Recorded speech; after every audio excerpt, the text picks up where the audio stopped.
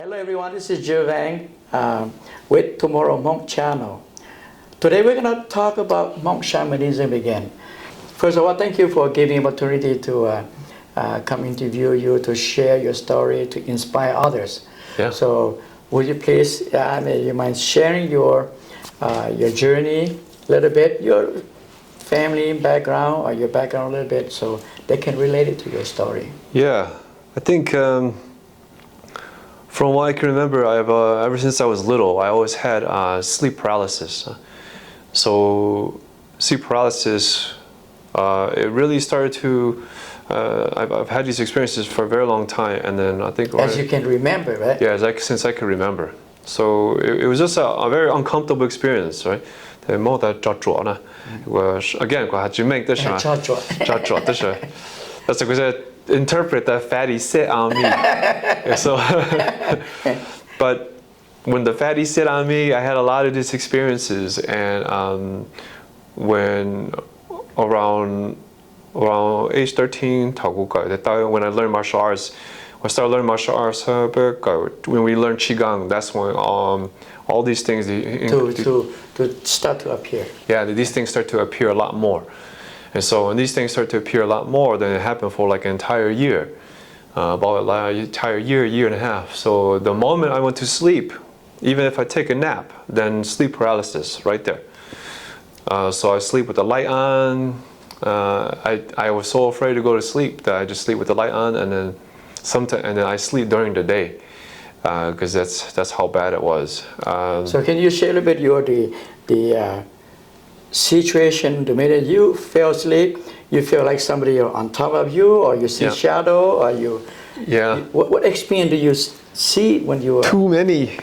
First, give a few scenarios. So a couple of scenarios is, with the sleep paralysis, then usually something, when you're sleeping, all of a sudden, you're awake, but you can't move. Mm-hmm. And then something comes, you can feel something in the house, it's already in the house, and then it comes closer and closer, and then as it comes closer and closer, then you feel heavier and heavier, you feel a lot more weight, pressure, and you're stuck, you can't move, right? Mm-hmm. And then sometimes I will see something dark and shadow, very big, like you can say kind of like the size of Bigfoot or something like that, mm-hmm. right? It will come in, and then all of a sudden I'm stuck, I'm really stuck. And I keep dreaming that I'm up and I'm moving, but I'm not. I'm trying to kick and scream and I shout, and nothing happens. And then that's like this for like hours, right? And then so sometimes it's something that's big, kind of like Bigfoot. Sometimes it's something that's small. Sometimes it's it gets strange, but sometimes it's more like a female or a feminine energy, and it will come into the room and it will grab me, right? Mm-hmm. Grab you, and then and then just drain your life force. Mm-hmm. So this happened a lot during that time when I was from 13 to 15. It happened a lot. It happened for an entire year. So we keep there all night. So nothing worked. When you start notice those symptoms or the situation, you told your parents, what are they thinking? What's their thought about your situation? And they say, well, you're crazy. You're just dreaming. No, you play too much. Yeah. Or they say, this is a serious thing. What do they? Yeah, they kind of thought it was, at first they just thought, they tell me to put a knife under the pillow. And sometimes that helps. Sometimes, they even put a knife under the pillow to scare the spirit away. Huh? Yeah. The dad did, and sometimes it helps, sometimes it doesn't help. And a lot of things started to happen around that time. Now that time, there's still, it just kind of, that's, from what I can remember, part of the journey. But it just never, that's how things began for me. And then that's part of the most problematic part of the journey. From there, then just kind of then after about a year and a half, they kind of went away. right? So, but completely, or just still have some sometimes symptoms sometimes? yeah, sometimes shows up. But this happened for like a year, every day, Every day, every night? every day, every night, for a whole year. Even if I just take a nap, right? If I just went to take a nap, then sleep paralysis happened. And so even if I had the knife under the pillow, you know, didn't go away. So around that time, I just, after about a year, it was just horrible. And, So you're for 14 at a time? yeah, probably 13, 14 at that 14, time. Yeah. And then it didn't go, it was just for a whole year, for a whole year. And then all of a sudden it just stopped. So from there, then, yeah, that's part of the journey. The journey at the beginning. Yeah, at the very beginning, yeah. Now, some people see dark figures while they are awake. Yeah. Do you have those kind of experience, or just only when you sleep? Sometimes when I'm awake, but mostly mostly when it's sleeping. But when I see the dark figures, and they're usually I see them in my mind. Yeah, yeah. When I see them, then I see them in my mind. So how, from that till you finish high school, and you say what? You feel normal already, and sometimes you have some kind of you don't have that many episodes. Yeah. Right? Yeah. So you say, well, it's okay. I don't need to do anything, right? Right? Yeah. Yeah. So you say, I'll just go back with my normal life as usual. Yeah. Yeah. Yeah. So when did they come back again? Yeah, they started to come back around when I was 21, 22. And then they started to come back around then again, and then things got a little bit difficult, right? So around this time, then they started to come back actually when I was around 23, 24. So in my early 20s, and then around 23, 24 is just when they started to come back a lot more. So I have to start to have a lot more episodes around this time. So are those episodes still similar to the previous ones, or more stronger, or they're giving you more message, or you feel like, well, this entity is getting stronger every time, or a different entity that is in the beginning, then they're just a lot more bigger and scarier, huh? And then when I got to it is what it is, because I think it's good for me to share regardless of my experience, right? And then right around in my 20s, then these entities were more of a sexual nature, okay? And then when they come in, then it's a different experience. it's more like a spiritual harassment, something like that. Yes, yeah, like that. And then they draw your life force, right? So this is where it got, that's where it got a little strange. But from there, that's when I started to go around this time. Then I was still learning martial arts. I was still practicing martial arts. I was still doing qigong. And around that time, then when I was married with my first wife at the time, then once we were married, then all your stopped. Yeah. And then it stopped for a while. And then when I went to Los Angeles to go to school for acupuncture, I went out there first because my wife at the time was still finishing school, and then I was already done with school. I wanted to start my master's program, so I went out there, and then that's when they started to, and I just lived by myself for probably 6 to 8 months before she moved up there. And then that's when it happened a lot up there when I was by myself. So, and then that's when I practice, do lots of practices also. But this is, that's my experience. So now you have different time when you're 13, 14, and when you're in your early 20s. Were there any time that you come across a master shaman or any other than monk that, hey, Peng, there's something you are gifted. Have anybody come across you say that to you, or you have to go seek help from other master shamans? I had to go seek help from everybody, but Okay, you seek help from everybody. yeah, Do you remember how many people you? lots of people, yeah, countless people.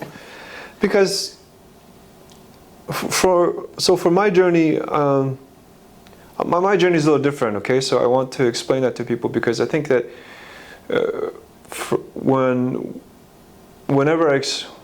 for myself, when I started to see, so let me go back a little bit. When I went to acupuncture school, that's when I started to, when you learn to press points, learn to find acupuncture points in the body, right? So around that time, because I had a martial arts experience, I also had Qigong experience, and I also did some Tai Chi around that time. Then when I touch the body, I can feel the channels, I can feel the points. It's more like easy for you to go to school. Yeah, so it's made easier for me to go to school. So when I touch the body, I know exactly where to touch. I know what's going on, and then I can kind of feel it, and I can get things to move by touching it. And then that became, I started to like, oh, that's really true. Like all the books had the meridians and had all the, right? In school they teach it as invisible lines or imaginary lines. Like, no, it's not visible to me. Right? So I began to see and feel the lines and the meridians. And so then I started to see that, and after I started to, because in acupuncture school we have something called palpation. That's what we press along the points to discover where the points hurt on the legs or on the body, and then you begin to see certain things. And so that just confirmed that I was seeing the actual meridians that have been written down in the books for thousands of years.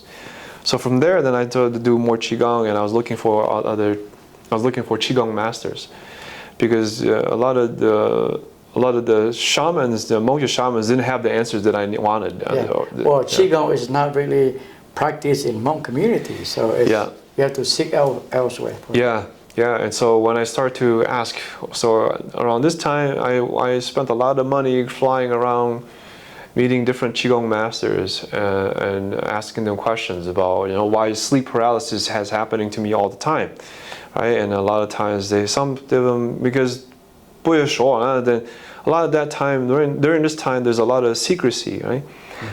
Especially because Qigong is already a secret art. And so there's certain things they can't tell you. Yeah, there's certain things they can't tell me. So then I had to figure it out on my own, which was very frustrating.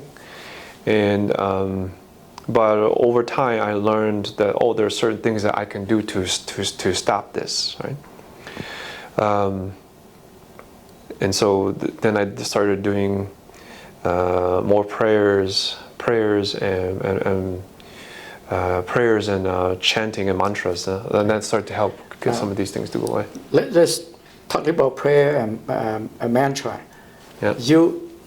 What kind of prayers you do, or you just create yourself, or is it another you learn from YouTube, or those mantra? Do you? Yeah, you can.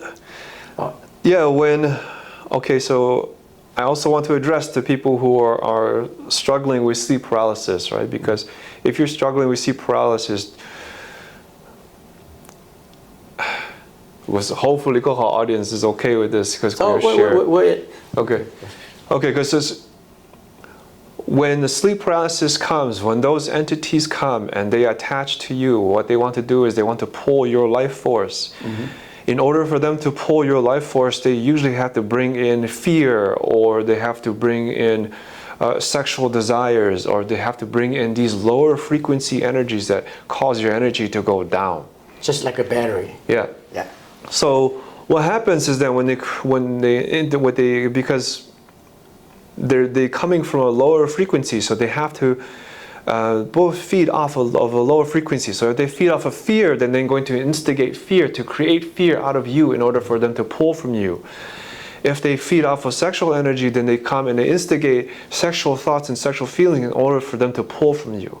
So depending on the nature of the being that is pulling these energies from you, they will stimulate these things to create that energy. So if they pull from fear, then it's the frequency that they make you match their frequency, right? Then in order for potong go from you, no, you got energy, then they have to bring you to fear. So they induce fear, then you create fear, and then now that you create fear, the match, now it becomes a match. then now they begin to pull your life force. So it's like a straw, right? They pull your energy. If it's a sexual nature, if it's a sexual entity, right, then they produce sexual desire and what in that you In your dream. in your dream, Yeah. and then it happens and you create it, and then all of a sudden, and then they pull, right? So in that state, you have to change your frequency. So that's where if they're producing fear, you have to produce love. Yeah. If they produce sexual energy, you have to produce love. Yeah, the same formula. Yeah, same formula. Yeah, same formula. So if you're praying and you're praying out of fear, then you're still producing fear, so the prayer doesn't work. You yourself must produce love. You yourself must produce compassion. You yourself must produce forgiveness. And so when you produce these frequencies within yourself, then they don't have that outlet no longer. And then when you produce love, then It creates a protection for you. yes. So the energy of love hits them, and then it forces them off of you, and that's what stops them. Because you're all angry, you shoot because that's a low frequency. So you have to produce love. You have to produce love. You have to produce compassion, and you have to produce forgiveness. And then in this state, then you get these entities off of you, and they no longer pull your life force. But that's how I dealt with it. Okay. Yeah. But now, because that happened during your sleep, Yeah, during sleep. but you have to be able to think during your sleep. 100%. Say, I'm gonna. Yeah. I know you're here. Yeah. I know you need something from me, Yeah. right? Yeah. So I'm gonna give you my blessings. Yeah. Yeah. Yeah. I give you my blessing. I Yeah. forgive you. Please go your way. Yeah. I'm not here to give you that anymore. Yeah. You need love. I give you love. I give Yeah. you compassion. Yeah. Right? Yeah. So these are those of you watching this. This is Buddhist way of giving blessing. Yeah. Now, when you start doing that, do you have more and more people, entity coming to you, or they slowly fade away? Yeah. Yeah. And then different versions will come. It's just like that. Hey, we went to that guy. You Yeah. should go to. It's just like. But it's kind of like, no, it's different because there will be different versions that will come, and then once it gets to a certain point with how because around this time okay, so around this time different versions will come, right? So first will be feared, and then there will be one that will be angry, and then anger, and then there will be one that will be like you say, sexual. Yeah. And so there will be ones that will produce addictions, right? Or repetitive thoughts. So these are the beings that I think, they when you bless them, then when you bless them, you're blessing them, but you're calling a power from the universe to bless one. The supreme or the divine. Yeah, to bless one. It's not you who's blessing them, because if you bless them, then you're using your own energy. So you have to call upon something higher. That makes sense. Yeah. That makes sense. Okay. Yeah. Now, interesting, right? Those people out there watching or talking, and they say, "Wow, that's kind of like me." Yeah. So, we'll go to the next step. Do you seek help from shaman? Once you know how to kind of protect yourself already, did you any shaman out there, any healer out there other than monk shaman? Does there anyone out there trying to they help you too, or are you pretty much on your own on your journey? I've been on my own the whole time. Yeah. The whole time. Wow. Yeah. Because there were certain shamans that I went to in the monk families, but sometimes people your older generation like what I had to say, but everybody's saying Tang. So everybody, they want to raise your altar. They want to raise my altar, and then something inside didn't feel. Say that that's not you, right? Yeah, something inside never said that's not me. That I don't want to do that, right?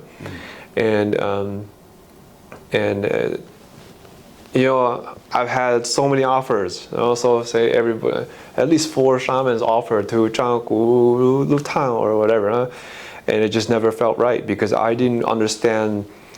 I didn't understand that something inside fell off. But knowing what I know now is that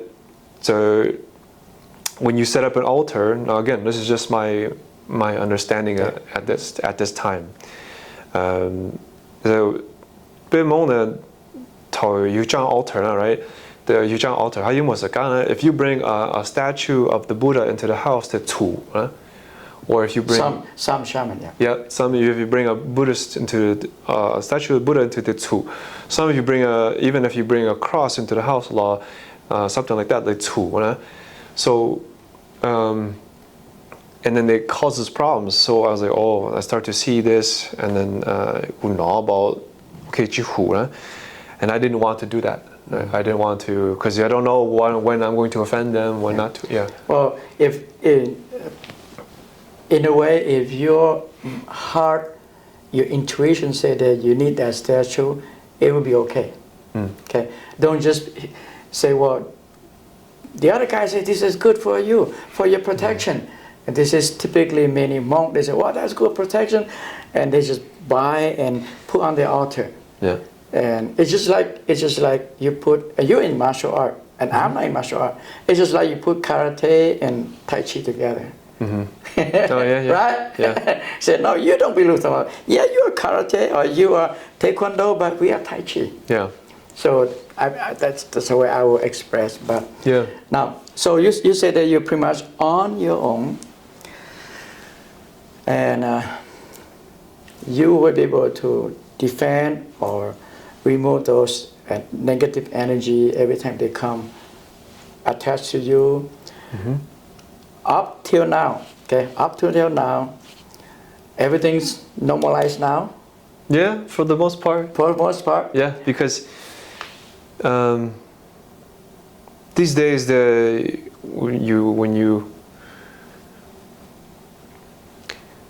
all that stuff stopped. Yeah. So now we're gonna come to the next one where you say, well, some of you are gonna say, Je and Peng, yes, you are gifted now.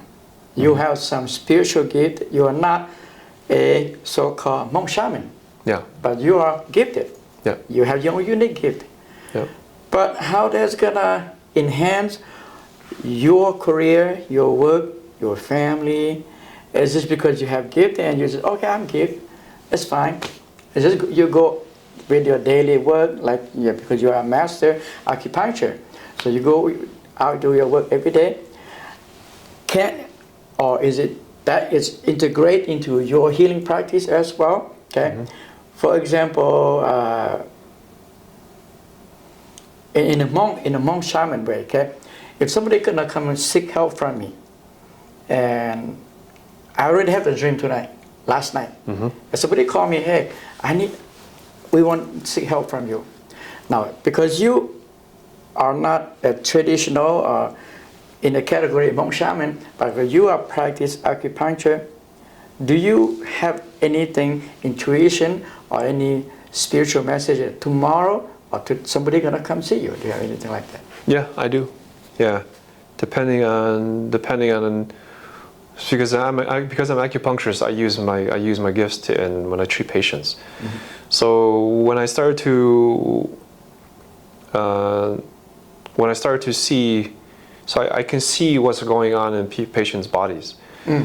So I can tell. So in a way, you have your third eye vision, be able to look at, which if they allow you to look at, then you will look at that. Okay, what to fix it. And then based on when I see it, then I put needles to make it move, right? So then it gives me that advantage in helping my patients. So I use it every day. But yes, sometimes people come in and they have more complicated cases. I'll dream about something very strange, and then the next day, somebody comes in and they talk about it. And I'm like, oh, that's what that dream was about, right? And like, oh, okay, then notia more regular, nah? Spiritual related. Yes, and then 古嘛是公处就好，and then that's it. It's just, yeah. Is there any time you have to deal with the spirit attached with the patient coming here? Yes, all the time. Do you feel the All the negative energy come with the patient, or do you see, or do you hear? Because some of the audience want to understand that. Yeah. Or you just feel it, the energy that come. Okay, that's dark entity or negative energy come with this patient. Yeah. And do you, when you do your acupuncture treatment, you remove the air or the energy, the negative energy? What you say, you remove those as well, right? Yeah, you had to remove those energies. So okay, so now let's go into the part where now you're a shaman and now you're sensitive, okay? Because then I have to address this way I know who I'm talking to. Because now that you're gifted, now the thing is, now that everybody's gifted, and Yes. but now that you're aware of your gifts, now the game changes a little bit, because now when you usually when you have to understand from a life lesson plan that the universe or Ndu will send people your way that you have the same. It's just like a heart doctor. They will send the patient to the heart doctor. Yeah, right? yeah. But you have what they will send you. Usually, you have within you to treat that. Yeah. So if you fix it in you, then you can fix it in them, because you have to become the medicine, right? So if you don't heal your traumas, if you don't change your diet, if you don't do these things, then you can't. Then you can only offer what you are able to offer at that time. But if you do your own healing and you start to change these things, then you could remove these things from them too. Again, when it comes to these entities, they're not just, they come in all forms. So from my experience, they come in all forms. They come in, the big and bad ones, which everybody can see, but then it gets to be much more nuanced, meaning that they come in the form of being lazy, or they come in the form of being overeating, or they come in the form of gambling, or they come in the form of everything will try to stop you achieve your goal. Yeah. So they come in these addictions or patterns or behaviors that are inside of you, and you think that they're yours, but really there's these somebody was taking over. Correct. Right? Yeah. These are the forces that are taking over. And the thing is, that's why we need these practices. That's why you need qigong. That's why you need meditation. That's why you need prayer. That's why you need all these. You need to take. Anything can help. Yeah. Get to because this is why this is why. So if you're already on this journey, and then first is purification. So you must purify. And purify. So for myself, first I had to learn how to purify, and I had to purify my diet. So So I had to clean everything up. So I eat all organic. I eat beef. I eat chicken from time, but I avoid pork. Because the pork is a dirty animal, and then there's also something about the pork's flesh that when they eat, then they don't detox well enough. Is it because of your medical knowledge, or is it because your guide said, hey, that's not clean for you to eat? You can feel it. You can feel it? Yeah. You look at the pig and say, I am going to eat that. Right? Yeah, well, you also eat it, and then you can feel it. Yeah. So once you get to a certain level of, once you purify your diet and your mind to a certain point, then you start to recognize that there are certain foods that will lower your frequency, that will take you off of your out of alignment, right? So certain foods will take you out of alignment, and so when you start to pay attention, you really start to pay attention, but you have to have a practice. If you don't exercise the body, if you don't exercise, if you don't have a qigong practice, you don't have a meditation practice, then it's difficult for you to notice these things, right? But there will be certain things that will make you out of balance. When that happens, then the reason why so I'm talking about this because this is important. I'll go all the way back around because I don't go off subject a little bit. But when you purify yourself, then whatever that you release from your clients or your patient or your the people that you're helping, the people that you're serving, whatever you release from them, if you don't have anything for these things to blow on you, then they just go off.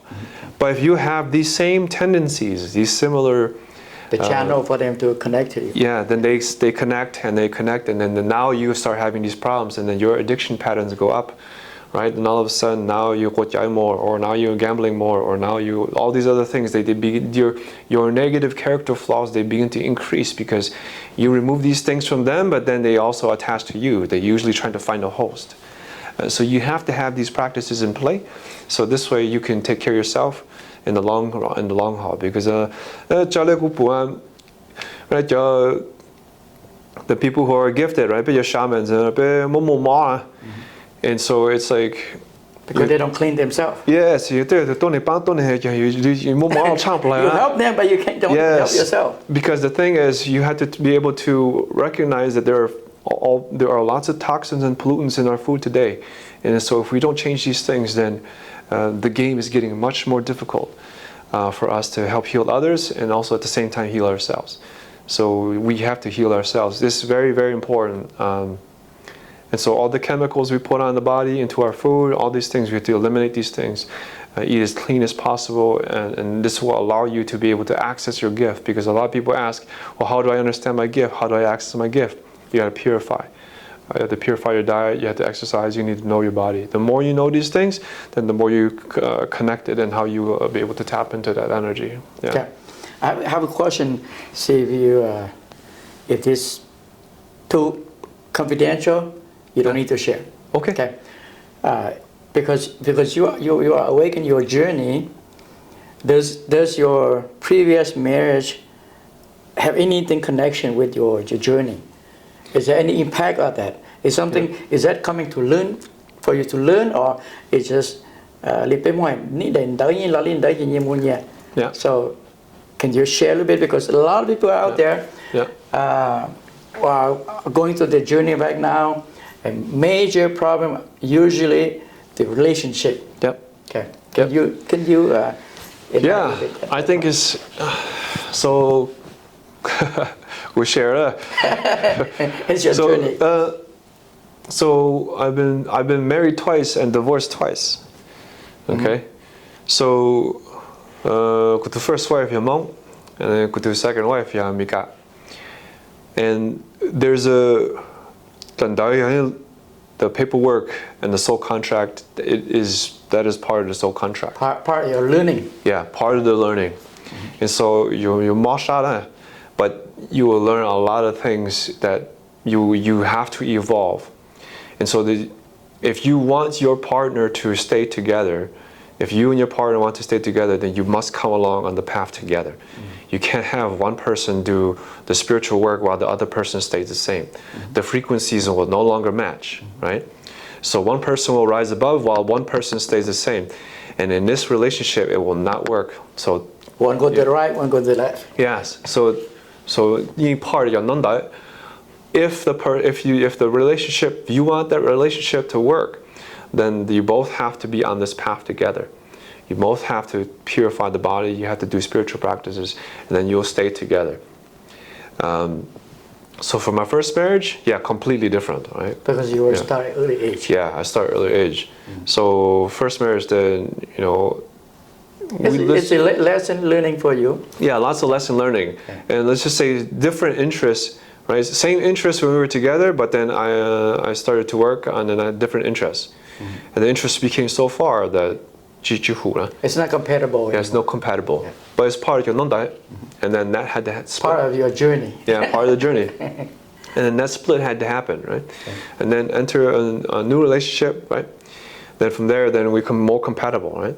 And compatible, and then right, and then it came time to do this, right? Okay. And then when that happened with I thought I experienced the first time this is gonna be the right one, right? Yeah, exactly. That's what I thought too, And then at that time, and then the split began to happen, right? And from there, when the split happened, that's when that your split happened, is because of in the word is it how much the spiritual effect on you before that? I think for that, Or is it just emotion or the need? I had to learn how to. I had to learn how to communicate effectively with women, and this was the at that time. I had part of my lessons for the second marriage was I needed to learn how to tap into my feminine energy, meaning that I need to learn how to feel my feelings. I need to learn how to communicate and listen and hear what women were saying in all of their tonality, not just what they were saying, but in how they were saying it, and understand where they were coming from. And so that psych relationship helped me along that journey. And again, to this day, I still have love for them both, but it's Different kind of love. It's a different kind of love, but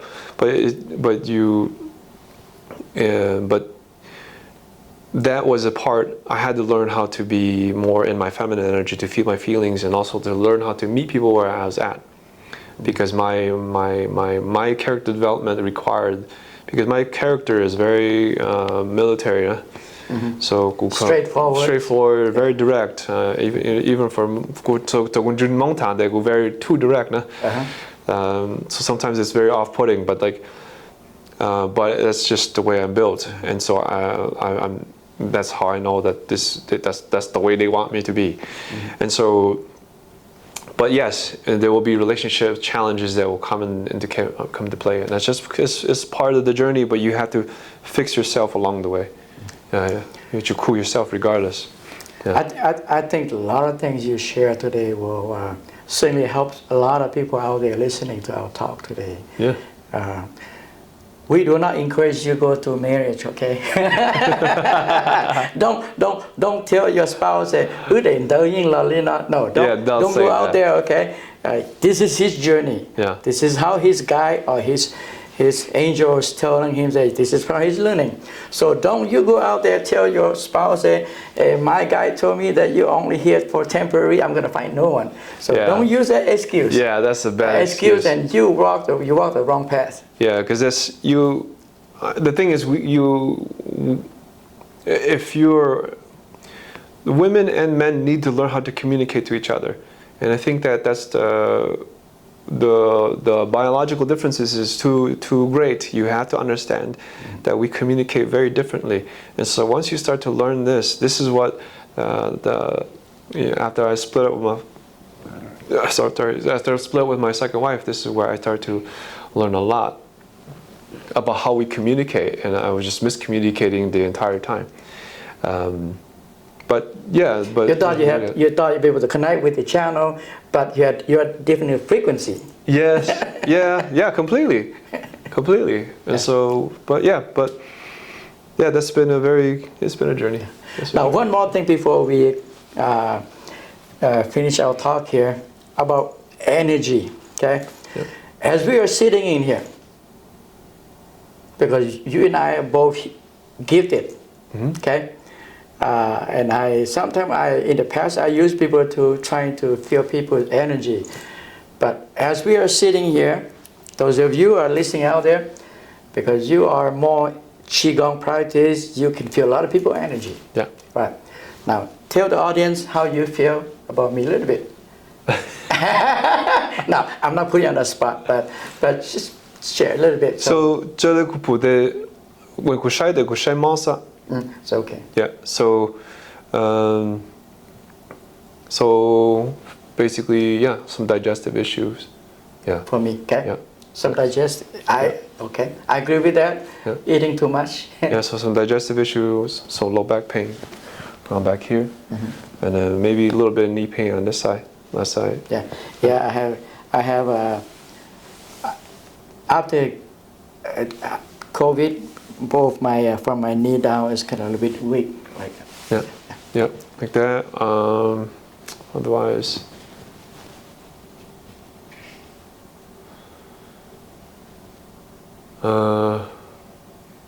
other thing a little bit more personal, so kala.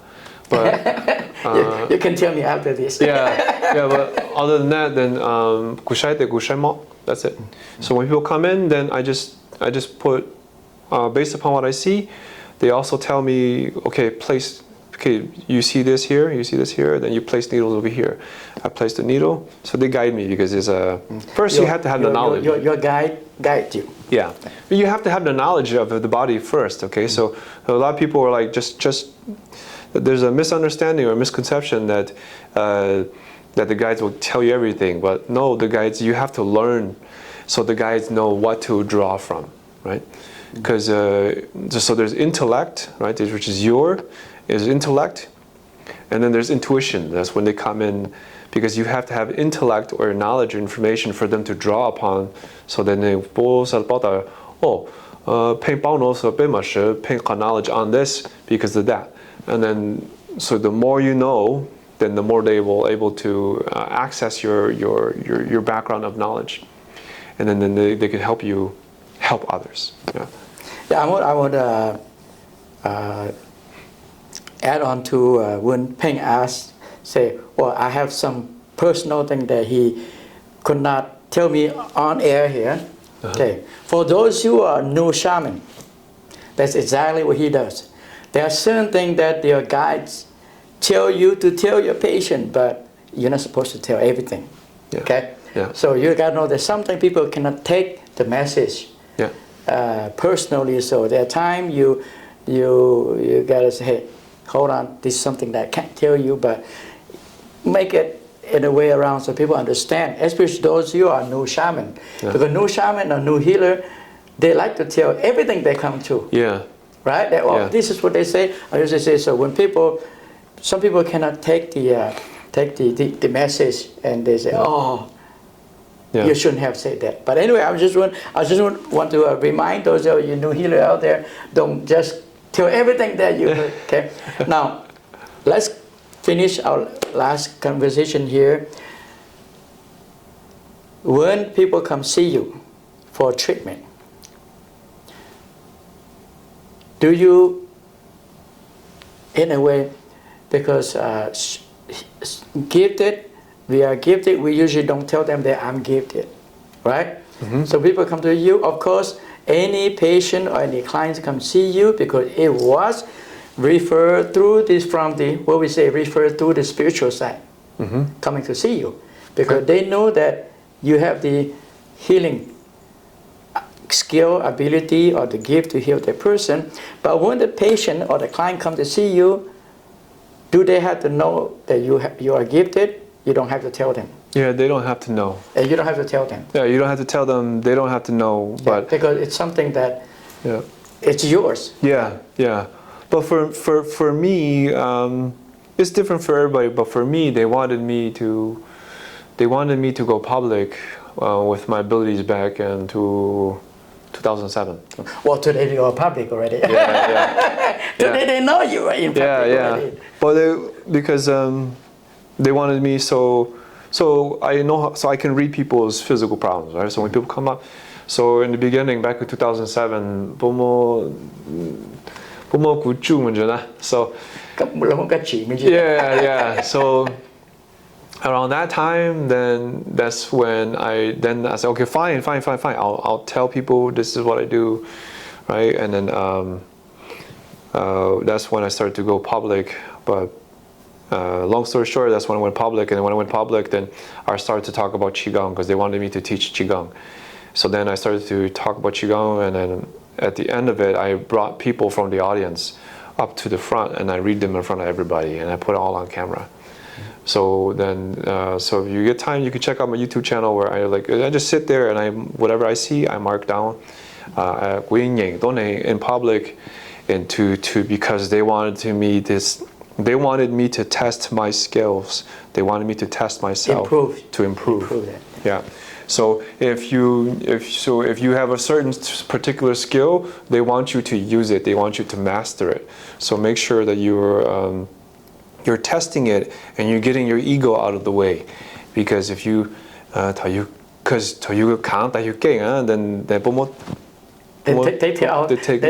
they will remove your your knowledge Yeah. temporary until you Yeah. you get back. Yeah. And yeah, you ain't getting but it's like, but if you just too much based without on pride, them- without them you can't do it. Yeah. Just because it's their blessings. So you have to live in accordance to, you have to live your life you're the best you can in accordance to what they want you to become. And the thing is, they want you to become the best version of yourself possible. And so you can't have angry, you can't have angry or hatred towards people. You can't have these things. You have to show compassion. You have to be more kind. You have to be loving. But at times you need to be firm, which is fine. But they want us to be a very specific way in order for us to channel them, right? Because if you're off frequency, then you can't channel them. So the bad ones want you to be with a certain frequency. The good ones want you to be for a very sort of set frequency. Either way, you're serving one side or the other. So you have to figure out how to evolve. Okay. All right, those of you watching us today, I will put Peng's phone number on the screen here. Yeah. It's okay, right? Yeah, that's okay. But okay, so you can come for a consultation. So any last message? Any last message you want to give out to the, I know you already give out some other message already, but many people who are, maybe you want to say something that... yeah, okay, so let me put it like this. So for those of you who are currently undergoing a spiritual awakening journey, the first thing you need to change is going to be your food, okay? So because in that first moments so this is you, right? Okay, so this is you, your physical form. This is you, your higher form, what you came here to do. In order for this part to enter, all these lower frequencies within you, all the unhealed emotions, all the traumas, all the food, all the diet, everything is still impure. So Chingana is not a match. So when the higher soul is beginning to try to enter you, the incarnate soul in this physical body, when this is happening, it means that and you're struggling. The first thing you need to change is your diet, because you're not pure yet. So the more you purify your diet, the more you forgive, the more you show compassion and love, and the better you improve yourself, then more of this will happen, and it'll be a smoother and easier transition. You can't walk away from this journey. You can't. There will be lots of struggle, lots of suffering, because you choose to stay the same when that's not what we're here to do. So you're here. We have a contract with Creator, and you're here to fulfill promise. Or a promise. Yeah, contract. And so if we don't serve that contract, then you will do it again next life. Yeah, perhaps. Who wants to come back next life? Yeah. Only those of us who believe in next life. Yes. You don't fulfill this life. Yeah, the next life will come back fulfilling. Yeah, but there will be lots of suffering until you figure it out. So the first thing, if I can do this all over again, right? The first thing I would do is I would change my diet. I would eat clean. I would exercise. I would add more strength training, cardio training. I would train the body. You must be healthy. So when you get your body to become more healthy, this becomes a smoother transition, and then the frequencies and your intuition will be much more sharp, much more crisp. But until then we'll they're trying to make you aware of all the things that are literally killing you and lowering your frequency. So we have to eliminate these things. This is why all spiritual practices throughout time have fasting. They go vegetarian, or they eat certain things and they restrict their diet. So we have to do the same thing. And so when there's a formula to it. So if you're struggling with this, we'll figure it out. But if you choose to come see me for acupuncture, make sure you're ready to change your diet. If you don't change your diet, I can't help you. That's it. That's the starting one. Yeah, that's the starting one. Start with your diet. Yeah. Okay. All right, Peng. Thank you for your time. I think. Yeah. Thank you, Jay. I get more. I learn more than I expect. I think I'm going to be one of your patients coming up. Yeah.